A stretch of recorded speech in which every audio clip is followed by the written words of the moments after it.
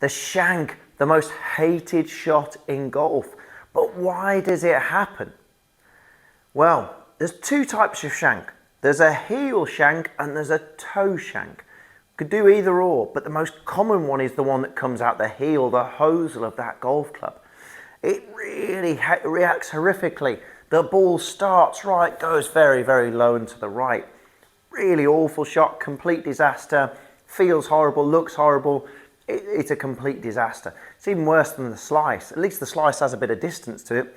This has no distance, no direction, it feels awful, horrific. So, why does it happen? There's a couple of ways that it could happen, but there's one way, real huge way, especially for sort of what I call sort of younger players who tend to hit the ball quite hard.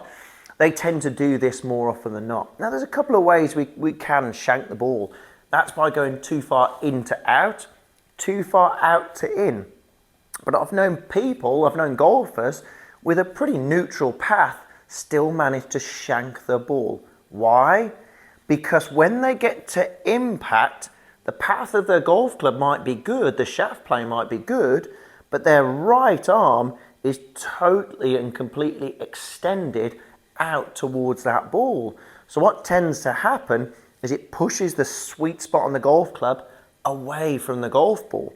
So what happens there, there's only one part of that golf club that ball can hit, and that's out that heel end of that golf club. So it usually looks something like this.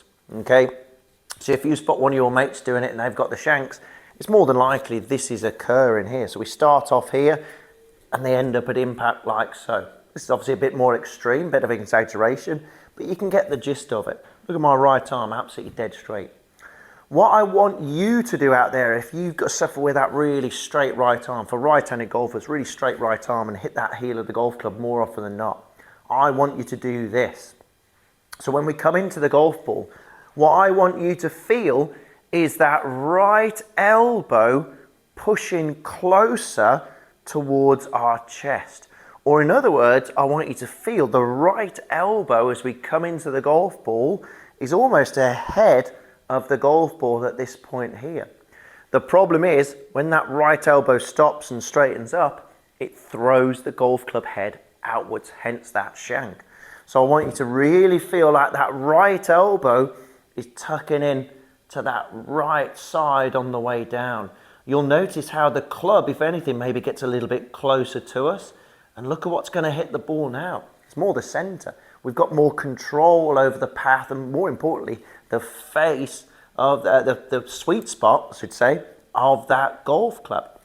So we need to make sure that right elbow is really pushing in towards us, which will not only help the quality of contact, i.e. the centeredness of contact, it'll also help to compress that ball as well. Remember, golf is a game of compression. It's not a game of scooping.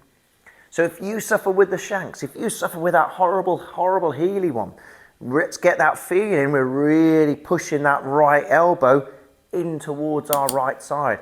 Because if that right elbow and right tricep get away from us, we're going to struggle to maintain any level of quality contact, any consistent contact.